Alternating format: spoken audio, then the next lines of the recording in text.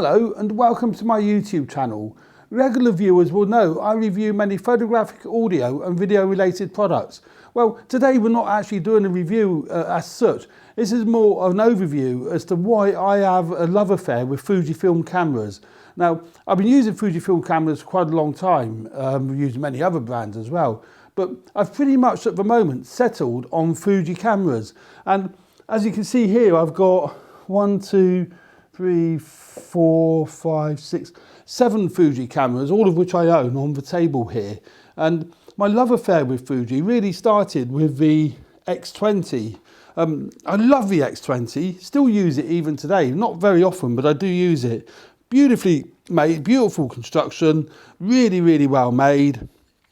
It is a compact camera, fixed lens, so it hasn't got an interchangeable lens, but it's got a fixed zoom lens on it. Produces the most wonderful images, and that's why I love Fuji, because the images that come off a sensor are absolutely gorgeous, whether they be JPEG or whether they be RAW files. I generally shoot RAW, but the JPEGs that come off Fuji's are excellent.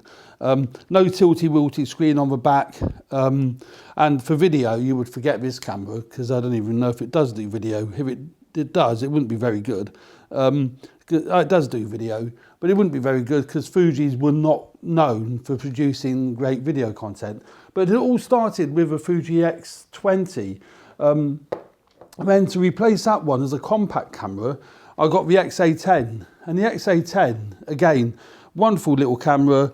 I still use this. My fiance uses this a great deal.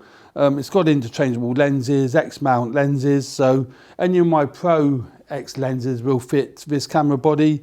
And Mandy loves taking this one out. It's a big improvement on the XT20 because of the tilty-wilty screen, and video quality is a bit better. But really, really nice little camera.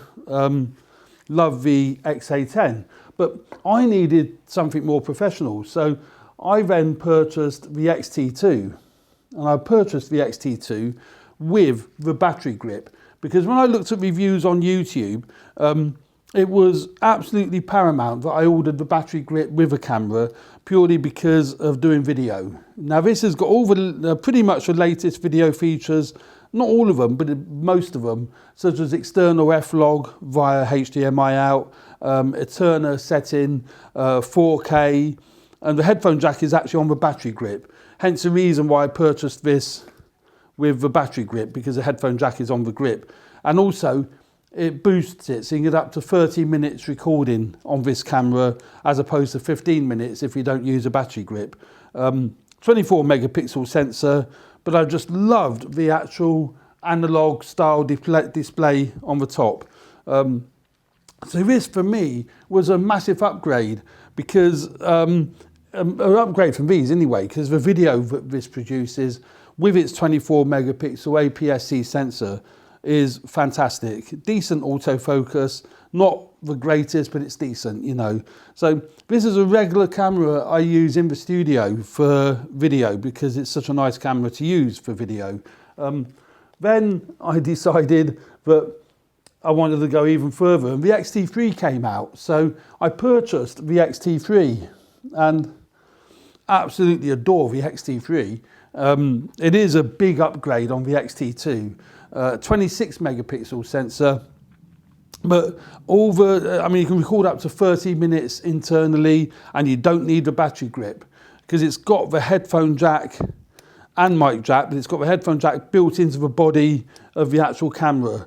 Weather sealed, really, really nice camera. Again, pretty similar, if not quite identical, but a pretty similar top plate. As you can see between the XT2 and the XT3, they are very, very similar indeed as far as the functions are concerned.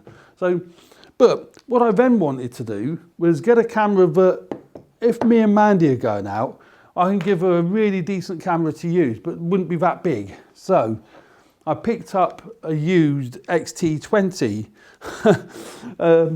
to add to my collection, the XT20. And again, what I love about the XT20, it is 4K video, the same sensor as the XT2, So the image quality is pretty much identical. So I really like the X. This has actually got a grip on because I found the body's too small. But with the grip on, this extra grip, it is really nice. Again, X-mount lenses, all exactly the same features, but in a much more compact body. Control dials are slightly different, but in essence, the image quality that comes, stills image quality that comes off this camera is outstanding. Very, very pleased with that. And then I got the XPro2 because I thought, well, I want to see if the XPro2 actually produces better images than the XT2, but they're pretty much identical because it is the same sensor. But again, the XPro2, really, really nice camera, rangefinder style camera. I'm struggling to get used to that, and I don't use the. It's got either electronic viewfinder or optical viewfinder via this switch. So I don't know if I'm going to be keeping the XPro2. I might be selling that, not because I don't like its image quality, but because, well, A, I don't need it, and B, I'm not so sure the handling is my style of camera. But, you know, great piece of kit. But, you know, out of all of these cameras, probably my favourite one I love using the most, you would think, would be the XT3, because it's got the highest sensor, it's got the highest spec of all the Fuji cameras. It is their flagship and wins many awards. But my favourite one is the XH1. Now, I bought the XH1 with the battery grip, not for going out taking photographs, but for video, because it adds, well, it extends the video range from 15 minutes to 30 minutes. It's got your F-log, it's got your Eterna profile and what have you. But Fuji, for whatever reason, again, as it did with the XT2, the headphone socket is on the battery grip and not actually on the camera. So you need the battery grip if you're serious about video. But when I'm going out and about, I don't use a battery grip. Just use the camera like that. And I love the grip. And this is why I love using the XH1. The grip, I think, is phenomenal. I love that. It's so reminiscent of the Olympus OMD EM1 Mark II that I owned. I've now sold, but I did own. And again, very, you know, tactile controls. It's got the additional screen on the top, which is very useful, actually. I thought it might be a gimmick. But for two fundamental reasons, I love using this camera over and above the XT3 when I go out. Even though it's only a 24 megapixel sensor, it's actually 2 megapixels less than the XT3. But two fundamental reasons. A, the hand grip.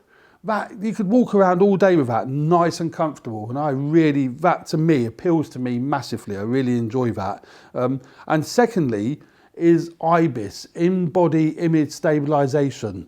You're not reliant on image stabilization in the lens. It's built into the body of the camera, where the XT3, the XT2, XPro2, etc., do not have in-body image stabilization. You're reliant on the image stabilization on the lens. If you've got image stabilization on the lens, then it gives you, it works together. The stabilization in the lens and the body work together, and it's tremendous. But if, for example, like this lens hasn't got image stabilization, well, put it on the XH1 and you've got image stabilization. So, you know, that's the two fundamental differences really between the XH1 and the XT3. So there we go. That's a quick overview of my love affair with Fujifilm cameras, and you know, I love them. So I don't see myself selling any of them apart from possibly the XPro2. You can actually see with the XT20 how much smaller it is than the XH1. Even with the extra grip on here, it is a lot smaller. I don't, you know, again, on here, I have no idea how easy that is to tell. But you know, when I go out with Mandy, both these fit in my camera bag beautifully, and I'm getting almost identical results because they're both 24 megapixel sensors. Probably different sensors because this is an older camera, but they're both still producing most amazing images. I use the XT3 predominantly for video nowadays as opposed to taking photos with. But yeah, that's my two chosen ones for going out and about. So there we go. That's my thoughts on Fujifilm cameras. And the lenses, I've got loads of lenses for them. I've just ordered a new lens, the 50 to 140 Pro lens. And you know, yeah, I'm loving Fujifilm cameras. So there we go. That's a quick overview of my love affair with Fujifilm. I hope you found that somewhat useful, although it wasn't in any great detail. If you do enjoy my channel and you haven't subscribed already, please do so. It really helps me push the subscriptions up. The more people that subscribe, the more worthwhile it is doing these videos. So thanks for watching, and hit the like button if you found this video useful, and stay tuned and keep your eyes out for future videos coming up. Thanks very much. Cheers for now. Bye.